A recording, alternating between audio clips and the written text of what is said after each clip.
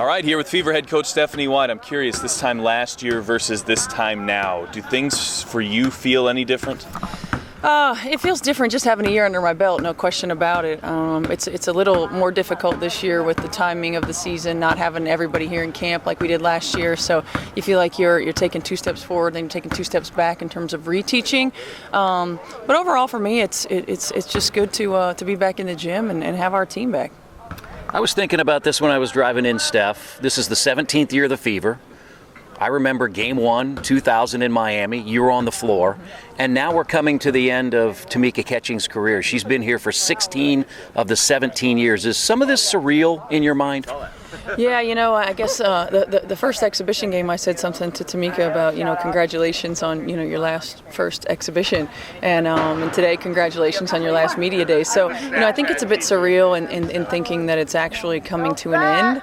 And it's really coming full circle. I was her first roommate on the road too, so it's one of those things that I don't think it's really going to completely hit until the end of the year.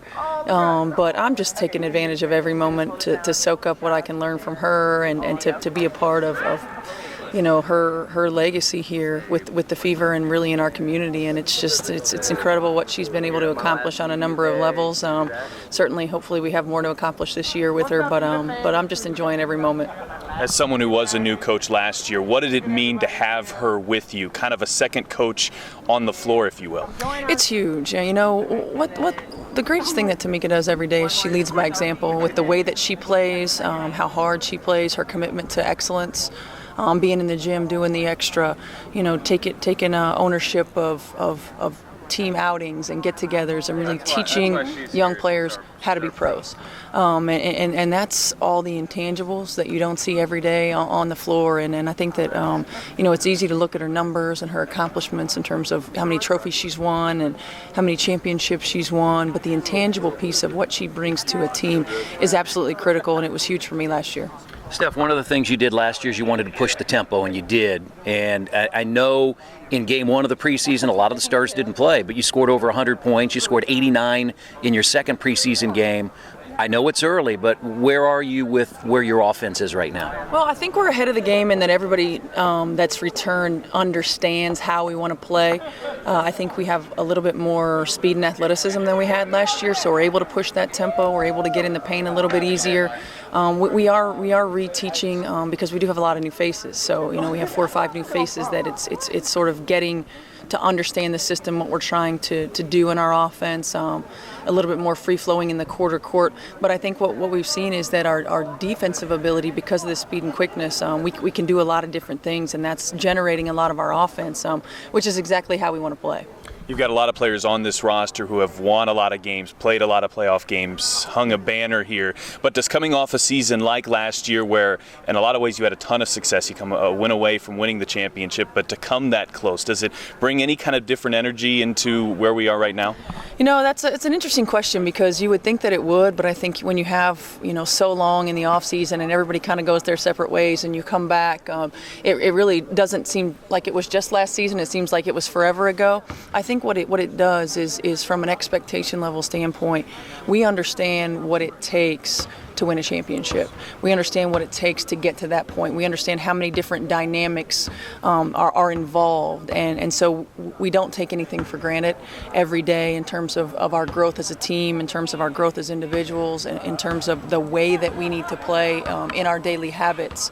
And so I think more than anything, that's the biggest lesson that we learn, and the biggest carryover from last season to this season is, we don't have time to take steps back. We have to practice the way we want to play. We have to grow with the same mindset that we had last season, and we have to take our game to another level. We may have surprised some people last year, and we're not sneaking up on anybody this year.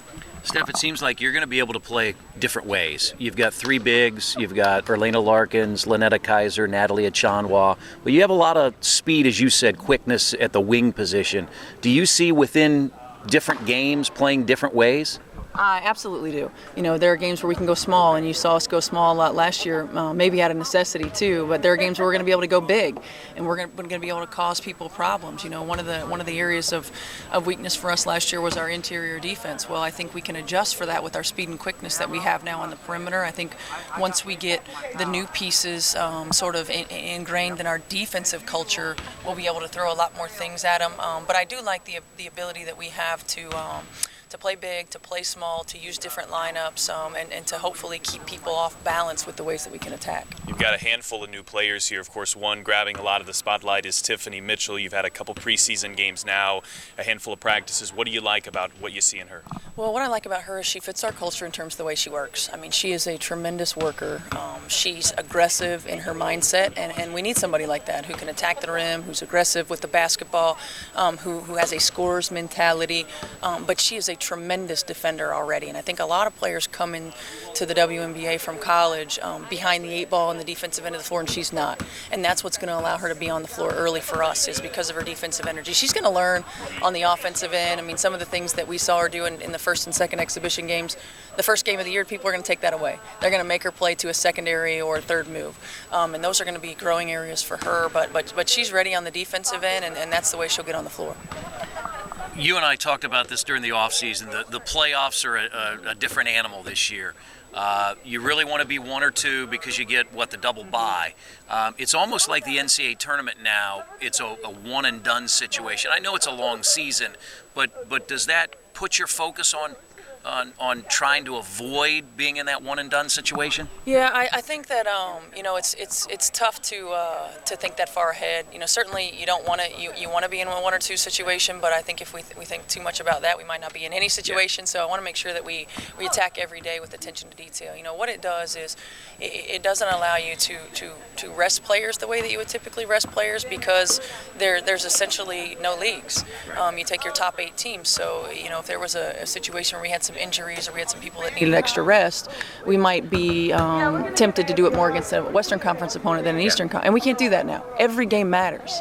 Every game matters, which means every possession matters, which we talk about all the time.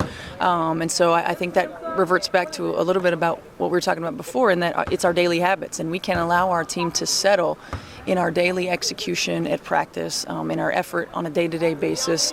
And I think if we take care of those things, and we used it last year in terms of controlling our controllables, we take care of those things, that the rest of it will take care of itself. Let's close with this. This is a season preview, of course, but you've got a regular season game coming up here very soon. Have you thought in that direction at all yet? Yeah, no, I'm trying to not to think about it right now. It's been such a whirlwind over the last 10 days. We haven't had everybody on the floor that we've needed to have on the floor. Marissa's still not back, so getting her back will be critical. But I think we spend leading up to this game this week really focusing on us, focusing on putting in more things that we want to put in, focusing on some of our defensive coverages that are going to be our baseline defensive coverages. You get a couple new people and you add a couple things, then you miss a couple people, and then you're coming back to the beginning. So really want to focus on us the next few days, and then as we head into the later part of the week, we'll focus on Dallas and get ready for them. Indiana Fever head coach Stephanie White, thanks for joining us here on FeverBasketball.com. Thank you very much, guys.